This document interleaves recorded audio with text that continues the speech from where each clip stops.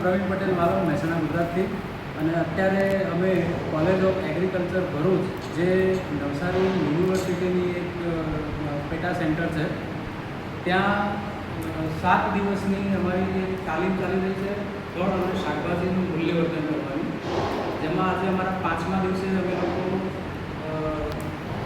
આમ પન્ના બનાવવાના છીએ અને દૂધીનું જ્યુસ બનાવવાના છીએ. તો આમ પન્નાની ઉપર જે ટેસ્ટ માટે પુદીનાનું અમે અત્યારે કલેક્શન કરી રહ્યા છીએ.